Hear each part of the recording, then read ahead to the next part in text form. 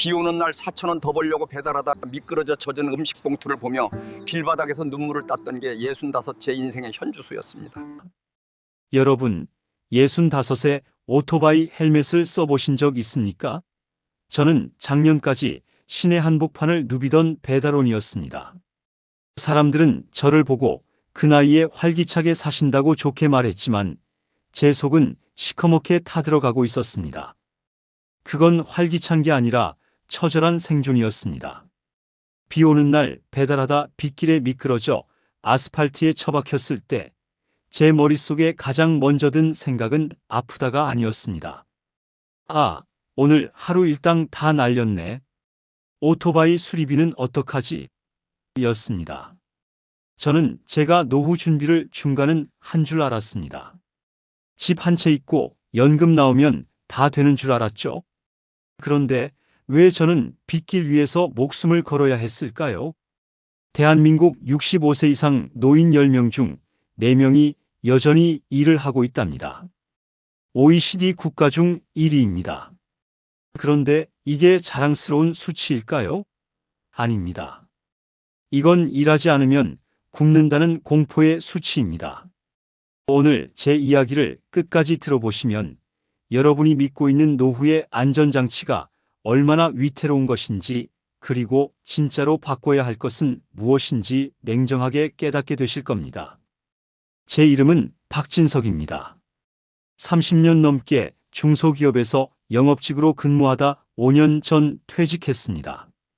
퇴직금과 저축 합쳐서 1억 원 정도 있었고 국민연금은 120만 원이 나왔습니다. 아내랑 둘이 살기에 부족하지 않다고 생각했습니다. 퇴직하던 날 동료들이 회식을 해줬습니다. 부럽다. 다들 축하해줬죠? 저도 그렇게 생각했습니다. 이제 출근도 안 하고 상사 눈치도 안 보고 아침에 느긋하게 일어나서 산책이나 하면서 살 줄 알았습니다. 은퇴하고 처음 몇 달은 정말 좋았습니다. 30년 직장 생활하면서 못 가본 곳들을 다녔습니다. 평일 낮 영화관에도 가보고 친구들도 만났죠. 그런데 석 달쯤 지나니 이상한 기분이 들더군요. 아침에 일어나면 할 일이 없었습니다. 뉴스 보고 산책 가고 점심 먹고 또 뉴스 보고 하루가 참 길더군요. 그것보다 더 무서운 건 통장 잔고였습니다. 여러분, 노후에 정확히 얼마가 필요한지 계산해 보신 적 있으십니까? 저는 대충 연금 나오면 되겠지 했는데 현실은 숫자로만 계산되지 않더군요. 아파트 관리비 30만 원, 전기세 가스비 수도세 합쳐 15만 원, 통신비 10만 원, 건강보험료 지역가입자로 전환되니 월 18만 원, 종합보험료 12만 원, 재산세 자동차세 분할해서 월 10만 원, 아내 병원비 약값 20만 원, 제 병원비 15만 원. 여기까지만 130만 원입니다. 식비는요?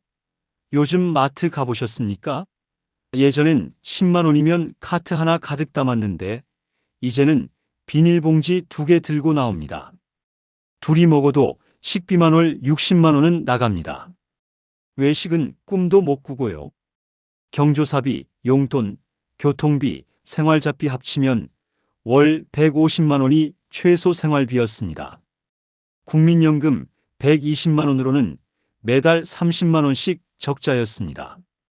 이 구멍을 퇴직금에서 메우기 시작했습니다. 처음엔 1억이나 있는데 당분간은 괜찮겠지 했습니다. 하지만 단순 계산만 해도 월 30만 원 적자면 1년에 360만 원, 10년이면 3,600만 원입니다. 그런데 이게 끝이 아니더군요. 사람 인생이 계획대로만 되면 얼마나 좋겠습니까? 은퇴 2년 차 아내가 무릎이 아프다고 했습니다. 병원 가니 인공관절 수술을 해야 한답니다. 수술비만 500만 원이었습니다.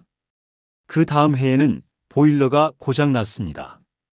20년 된 보일러라 부품도 없고 수리가 안 된답니다.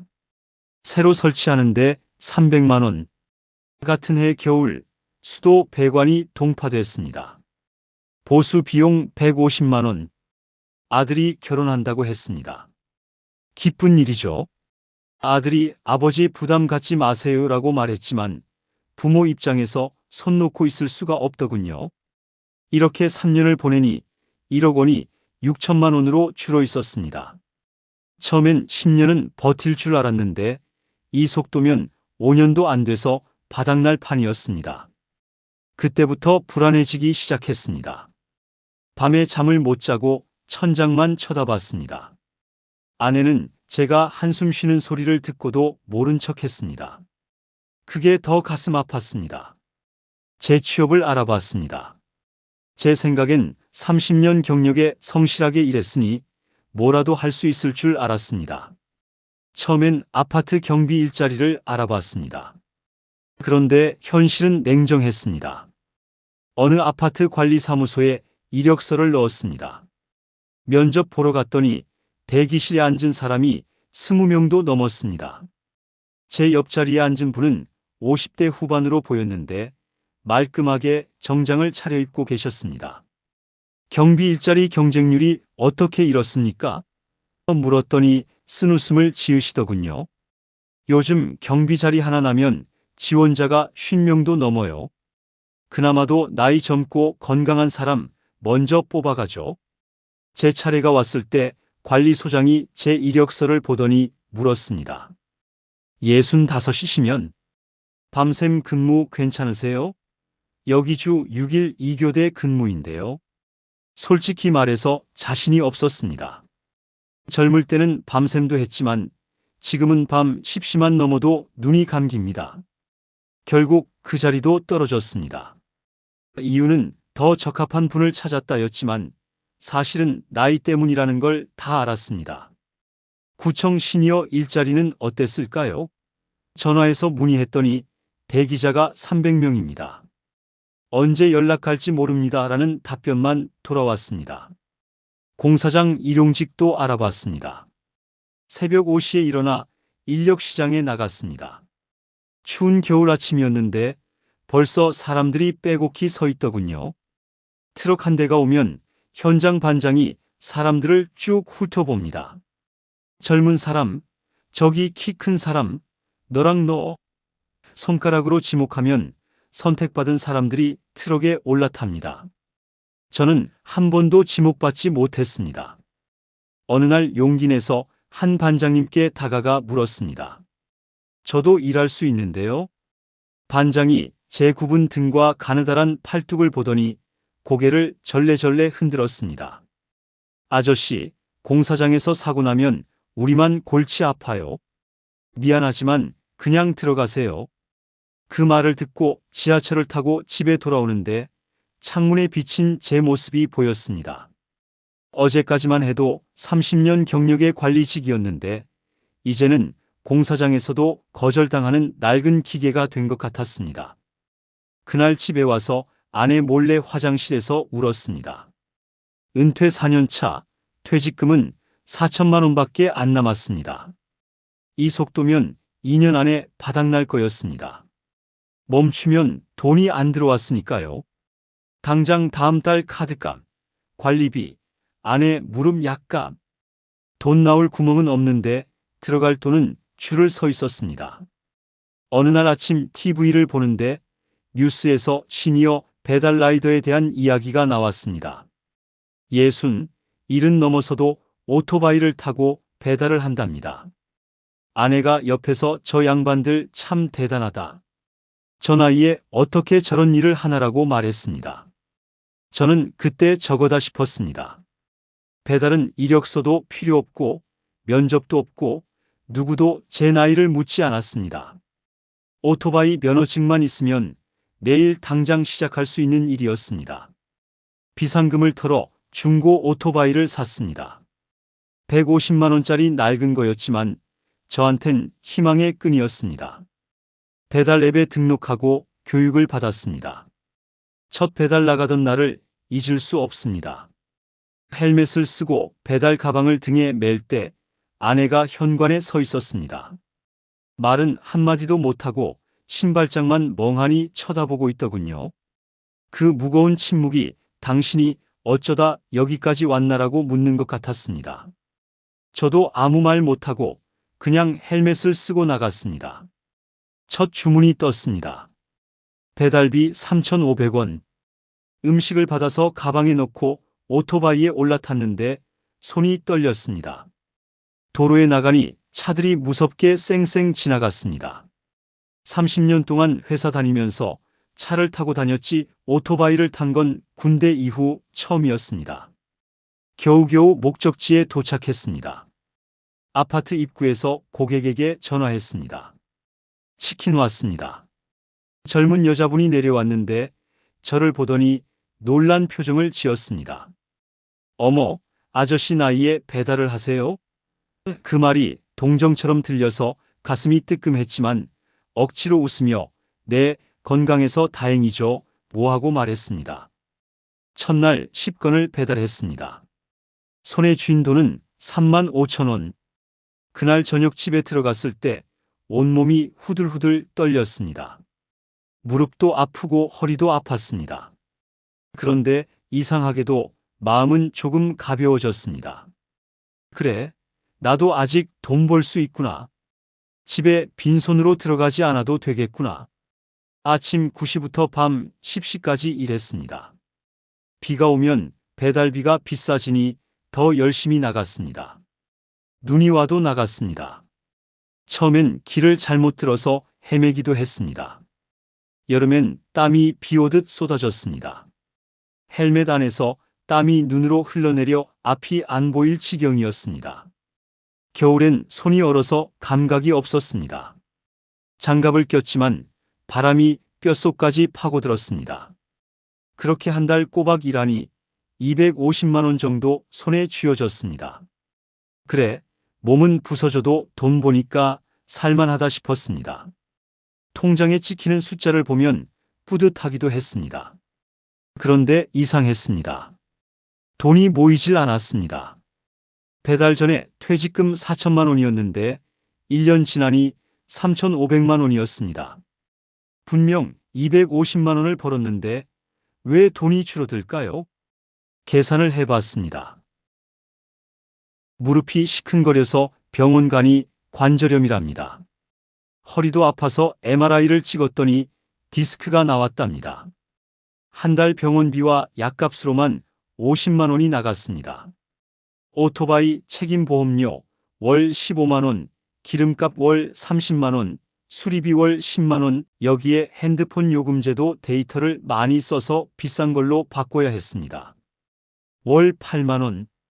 결국 250만 원 벌어서 생활비 150만 원, 병원비 50만 원, 오토바이 관련 비용 55만 원 쓰고 나면 적금 넣을 돈은 고사하고 마이너스 5만 원이었습니다. 다시 퇴직금을 까먹는 거였죠. 목숨 걸고 도로를 누비는데 결국 제 몸값 깎아서 병원비로 다 갖다 바치는 꼴이었습니다. 아, 나이 들어서 몸 써서 돈 버는 건 밑 빠진 독에 물 붓기구나. 배달하면서 위험한 순간이 한두 번이 아니었습니다. 젊은 배달원들도 사고가 잦은데 65채가 안전할 리 없었습니다. 반사신경도 떨어지고 시력도 나빠져서 위험 상황에 대처가 늦었습니다. 그래도 멈출 수가 없었습니다. 멈추면 돈이 안 들어왔으니까요. 작년 겨울 진눈깨비가 내리던 밤이었습니다. 저녁 8시쯤 마지막 배달 주문이 떴습니다. 강남구 청담동 족발 한 마리. 배달비 4,000원. 아내가 전화했습니다. 여보, 날씨 너무 안 좋은데 그만하고 들어와요. 그런데 4,000원이 아까웠습니다. 이것만 하고 갈게. 10분이면 돼. 지금 생각하면 그 10분, 그 4,000원이 얼마나 비싼 대가를 치렀는지 모릅니다. 족발집에서 음식을 받아 가방에 넣고 출발했습니다. 도로가 미끄러웠습니다. 청담동 골목길로 들어섰는데 빙판이었습니다. 브레이크를 밟는 순간 뒷바퀴가 미끄러졌습니다. 오토바이가 옆으로 쓰러지면서 저도 함께 넘어갔습니다. 쾅! 소리와 함께 아스팔트에 몸이 처박혔습니다. 정신을 차리니 다리에서 피가 나고 있었습니다. 일어서려고 했는데 왼쪽 다리에 힘이 안 들어갔습니다. 지나가던 사람이 119에 신고해 줬습니다. 구급차에 실려 병원으로 갔습니다. 그 와중에도 제 머릿속엔 오토바이 수리비, 배달 못한 보상금, 병원비가 계산기처럼 돌아갔습니다. 응급실 의사가 X-레이를 찍어보고 말했습니다. 다리뼈에 금이 갔습니다. 수술해야 합니다. 수술이요? 수술비가 얼마나 나오나요? 물었더니 입원 기간 포함해서 700만 원 정도 예상됩니다라고 했습니다. 그 순간 눈앞이 캄캄했습니다. 700만 원이면 제가 3개월 동안 목숨 걸고 번 돈이었습니다. 배달에서 번 돈보다 병원비가 더 크게 나가는 순간이 오니 정신이 번쩍 들더군요. 병실에 입원했습니다. 아내에게 전화해서 사고 났다고 말했습니다. 아내가 병원으로 달려왔는데 울면서 제 손을 잡았습니다. 여보, 이제 그만해요. 돈보다 당신이 더 소중해요. 다음 날 아들이 회사 조퇴하고 내려왔습니다. 아들 얼굴을 보니 눈가가 빨갛더군요. 울었나 봅니다. 아들이 제 침대 옆에 앉아 말했습니다. 아버지, 제발 이제 그만하세요. 아버지가 오토바이 타시는 거 매일 걱정했어요. 뉴스에서 배달 라이더 사고 소식 나올 때마다 아버지일까봐 가슴이 철렁했어요. 저 돈 없는 것도 아니고 제가 어떻게든 보태드릴게요. 그 말을 듣는데 가슴이 무너졌습니다. 자식에게 짐이 되지 않으려고 시작한 일인데 결국 자식 가슴에 대못을 받고 있었던 겁니다. 아들 앞에서 눈물이 났습니다. 미안하다. 아빠가 무능해서. 아들이 고개를 저었습니다. 아버지가 무능한 게 아니에요. 이 나라가, 이 사회가 노인들을 이렇게 내모는 거예요. 아버지 잘못 없어요. 그날 밤 잠을 못 잤습니다. 천장만 멍하니 쳐다봤습니다. 옆 병상에 팔순 어르신이 계셨는데 새벽에 깨어 계시더니 제게 말을 걸었습니다. 박 씨, 잠 못 이루시는구먼. 나도 10년 전에 박 씨하고 똑같았어. 70에 택시 운전했지. 새벽부터 밤까지 핸들 잡고 살았는데 어느 날 졸음운전하다 전봇대 들이받았어. 그때 깨달았지. 뭘 깨달으셨습니까? 제가 물었습니다. 나이 들어서 몸 써서 돈 버는 건 밑 빠진 독에 물 붓기야. 있는 자산을 현금으로 돌려야지. 언제까지 아스팔트 위에서 살 거야? 박 씨, 집은 있나? 네, 4억짜리 아파트 한 채 있습니다. 그럼 됐어. 그 집을 활용해. 주택연금이라고 들어봤나? 나는 그거 하고 인생이 바뀌었어. 집에 살면서 매달 돈 받아. 죽을 때까지. 자식들한테 집 물려준다고 버티다간 박 씨가 먼저 죽어. 그날 밤 그 어르신 말씀이 계속 머릿속을 맴돌았습니다. 퇴원하고 집으로 돌아왔습니다. 오토바이는 폐차했습니다. 다리 깁스를 하고 목발을 짚고 다녔습니다. 배달은 당연히 못했습니다. 그달 통장엔 국민연금 120만 원만 들어왔습니다. 병원비 700만 원을 내고 나니 퇴직금은 2,800만 원밖에 안 남았습니다. 이제 정말 등에 불이 붙었습니다. 아들이 병원비를 내겠다고 했지만 제가 거절했습니다. 자식 돈 쓸 수는 없었습니다. 어르신 말씀대로 주택연금을 찾아봤습니다. 한국주택금융공사 홈페이지에 들어가니 계산기가 있더군요. 제 나이 65세, 아내 나이 62세, 아파트 시세 4억 원을 입력했습니다. 계산 결과가 나왔습니다. 종신 지급 방식으로 월 110만 원 정도를 받을 수 있다고 나왔습니다. 제가 죽든 아내가 죽든 둘 중 한 명이라도 살아있으면 계속 받는 거였습니다. 처음엔 이해가 안 갔습니다. 내 집인데 은행에 맡기면 나중에 자식들한테 뭘 물려줘? 그게 제일 걸렸습니다. 30년 동안 빚내서 산 집이었습니다. 아들 결혼할 때 도움이라도 주려고 모은 집이었습니다. 그날 밤 아내와 마주 앉았습니다. 주택연금 자료를 펼쳐놓고 설명했습니다. 여보, 주택연금을 하면 우리 집에서 계속 살면서 매달 110만 원을 받을 수 있어. 국민연금 120만 원 합치면 230만 원이야. 내가 배달 안 해도 돼? 아내가 걱정스러운 얼굴로 물었습니다. 그럼 우리 죽으면 집은 어떻게 돼요? 아들한테 물려줄 수 있어요? 그게 우리가 받은 돈만큼 정산하고 남으면 자식들한테 가는 거래. 근데 집값이 떨어지면 모를 수도 있어. 아내 얼굴이 어두워졌습니다. 평생 모은 집인데 아들한테 미안하잖아요. 저도 그게 마음에 걸렸습니다. 하지만 현실은 냉정했습니다. 여보, 우리 지금 남은 돈이 2,800만 원이야. 이 돈으로 몇 년이나 버틸 수 있겠어? 2년? 3년? 그 다음엔 내가 다시 배달 나갈 거야? 다시 사고 나면 그땐 죽을 수도 있어. 아내가 눈물을 글썽였습니다. 당신이 다시 오토바이 타는 건 전 못 봐요. 매일 밤 악몽 꿨어요. 경찰한테 전화 올까봐. 다음 날 아들을 불렀습니다. 주택연금 이야기를 꺼냈습니다. 아들이 어떻게 생각할까, 실망할까, 걱정이 됐습니다. 아들아, 아빠가 할 말이 있다. 주택연금을 하려고 하는데 아들이 제 말을 끊었습니다. 아버지 하세요. 당연히 하셔야죠. 그런데 그럼 나중에 이 집을. 아버지, 저 집 필요 없어요. 아버지 어머니가 편하게 사시는 게 저한텐 제일 큰 유산이에요. 솔직히 말씀드릴게요. 아버지가 배달하시는 거 보면서 제 마음이 얼마나 아팠는지 아세요? 아들 목소리가 떨렸습니다. 회사에서 점심 먹는데 동료가 배달시켜 먹잖아요. 배달 오신 분 보면 자꾸 아버지 얼굴이 겹쳐져요. 저분도 누군가의 아버지겠지. 우리 아버지도 저렇게 일하시겠지. 밥이 안 넘어가요.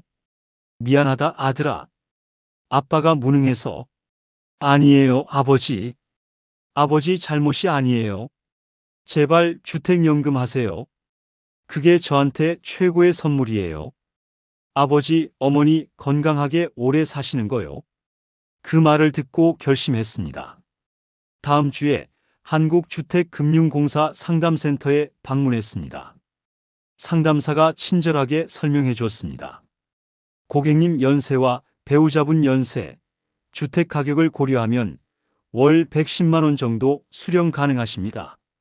종신 지급이라 두 분 중 한 분이라도 살아계시면 계속 받으십니다. 혹시 집값이 떨어지면 어떻게 되나요? 그건 걱정 안 하셔도 됩니다. 집값이 떨어져도 연금액은 동일하게 받으십니다. 이게 주택연금의 장점이죠. 반대로 집값이 많이 오르면 나중에 정산할 때 자녀분들께 차액이 돌아갑니다. 신청하면 언제부터 받을 수 있나요?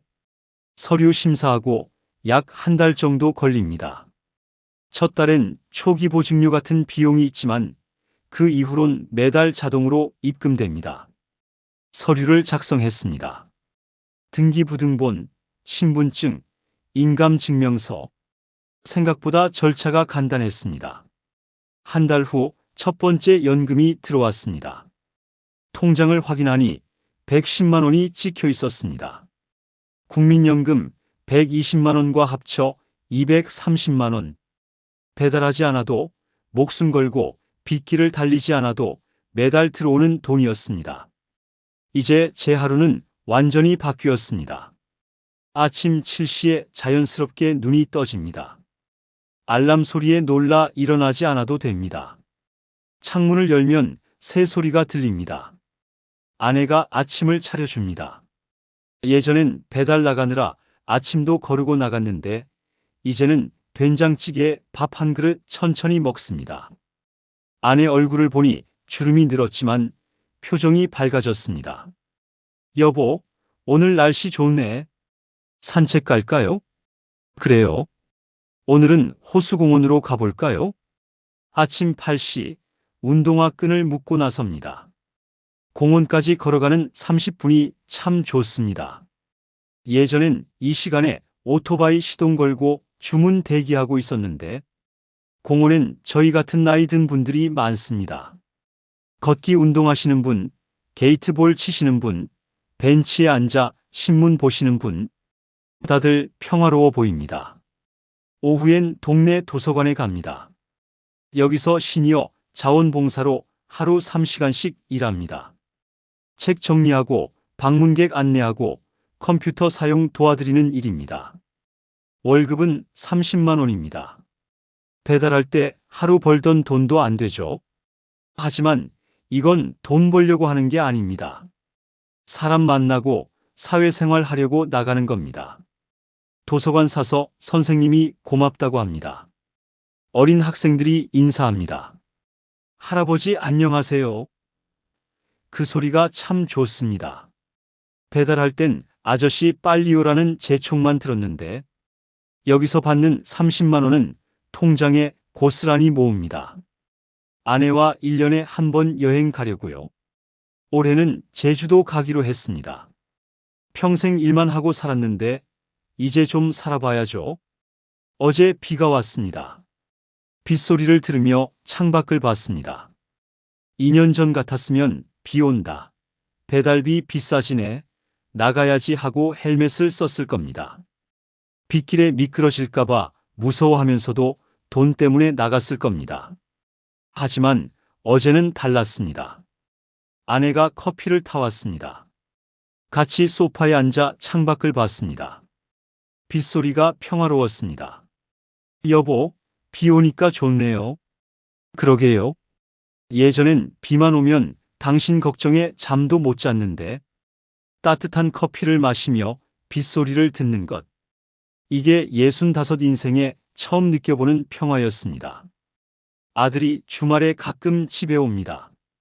예전엔 올 때마다 아버지 돈 필요하시면 말씀하세요라고 조심스럽게 물었습니다.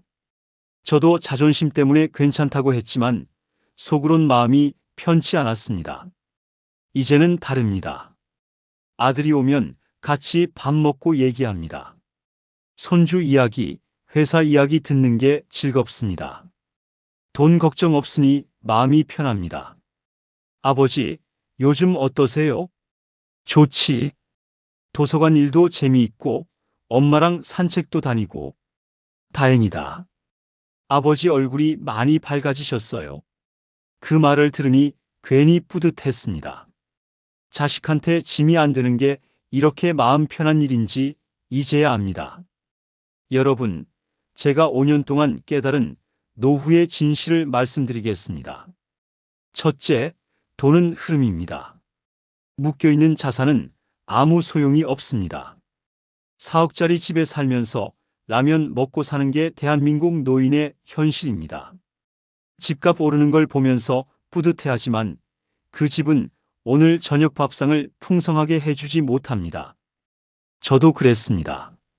나중에 자식한테 물려줘야지 하면서 4억 집 붙들고 배달 뛰었습니다.